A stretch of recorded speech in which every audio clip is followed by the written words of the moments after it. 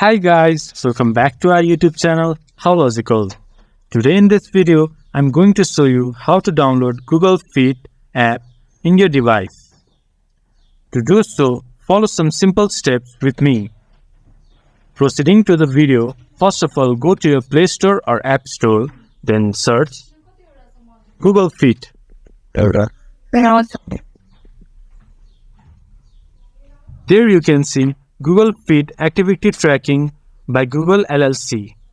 Tap on it, then press Install.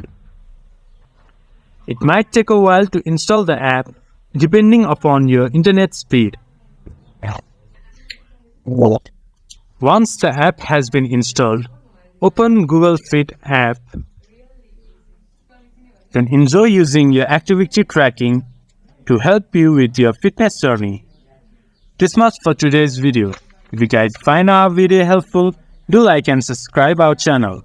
And don't forget to hit the bell icon. And also comment down your thoughts on this video. I'll see you guys again in our next video.